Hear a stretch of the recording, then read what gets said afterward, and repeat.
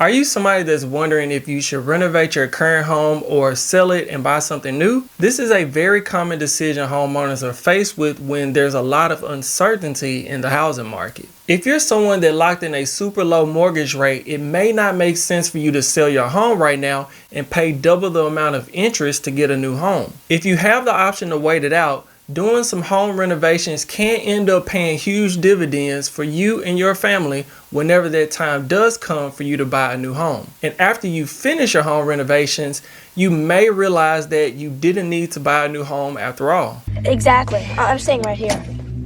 So in this video, we're going to talk about the different types of appreciation that will increase the value of your home.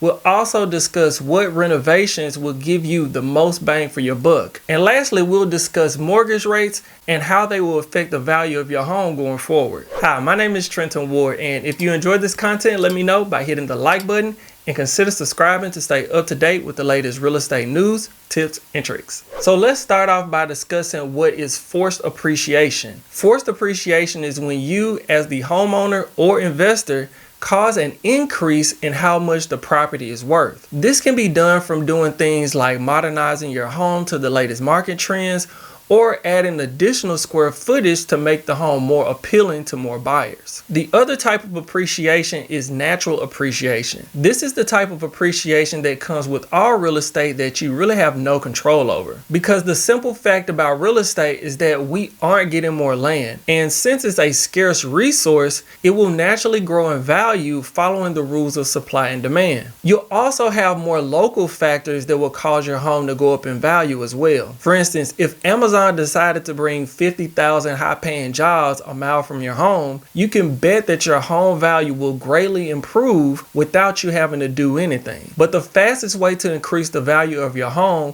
will be through forced appreciation. And this is something people that flip houses specialize in. But the con for them is they normally have to pay a lot in taxes if they do a quick turnaround of selling the property. But if you're trying to increase the property value of your primary residence, you have the opportunity to avoid a hefty tax bill after you complete your forced appreciation efforts. This can be a great strategy to use for those that are waiting for the housing market conditions to improve, which we'll get into in a bit. Okay, so now that we've covered the different types of appreciation, let's discuss which projects will get you the most bang for your buck. The easiest and cheapest change that you can make will be painting your home a more neutral and uniform color. The more bold your colors are and the more variety you have increases the chances of missing the mark with the value of your home. Because whenever someone sees something they need or want to address in a home, they will naturally start calculating how much they think it will cost to change it. And what you don't want to do is have someone greatly overestimate how much it will cost to do their desired repairs whenever they're deciding how much to offer on your home. This is probably the easiest and cheapest way to quickly increase the value of your home, because since it's something that most people could do on their own,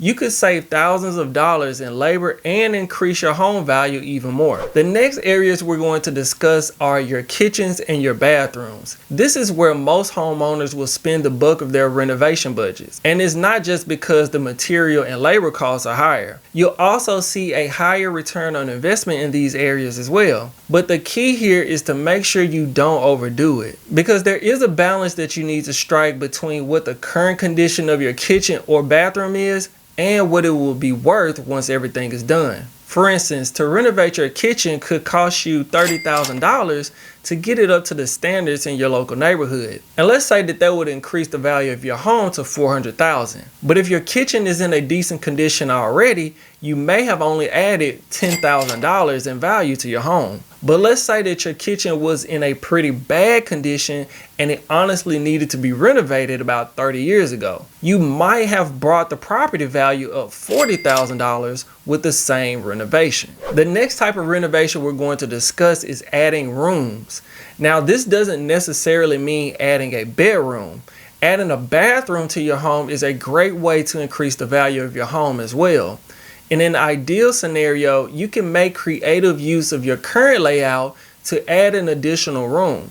For instance, maybe you have a large office or a secondary living area you can repurpose. If you know that 4-bedroom homes are going for a lot more in your area than 3-bedroom homes, this can be a huge win for you. On the other hand, adding an additional room through adding more square footage can be a significant undertaking. And because of how complex of a renovation this is, it can be a challenge to find someone that'll be able to do it how you expect it to be done within your time frame and budget constraints. Before taking on some more of these costly type of renovations, you'll definitely want to speak to your local real estate agent to make sure that you're doing something that's worth your money, because this is a quick way to lose a ton of money if it's not done properly. So now that we've talked about some types of renovations you can do to increase the value of your home, let's discuss what will happen when interest rates go down. When mortgage rates finally come back down, you should be sitting pretty on a good amount of equity, because if you chose the right renovations to complete for your home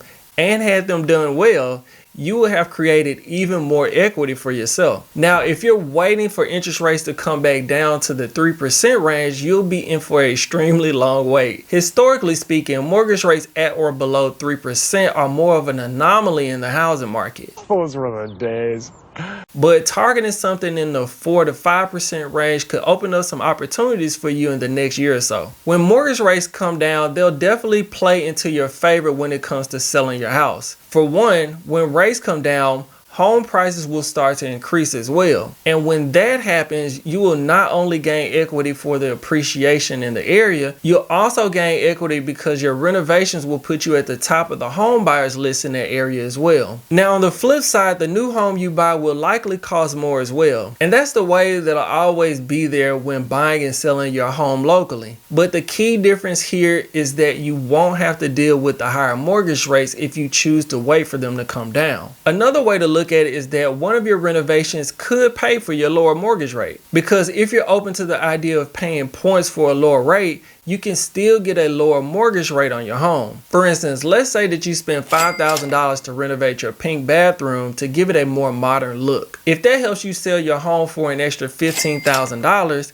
that key renovation can pay for you to lock in a low mortgage rate and walk away with some extra money in your pocket. The key is to really know what renovations will give you the best bang for your buck, because there are a lot of things that you can spend your money on when it comes to doing home renovations. But unfortunately, most of them would be a waste of time and money. If you need additional help with deciding which renovations to do for your home, reach out to your local real estate agent for their advice. And if you're in the Dallas-Fort Worth area, feel free to reach out to me for assistance. Okay, if you've enjoyed the content, let me know by hitting the like button, and consider subscribing to stay up to date with the latest real estate news, tips, and tricks. If you have any real estate needs in the Dallas-Fort Worth area, feel free to reach out to me. My contact information will be in the description below. And until next time, peace.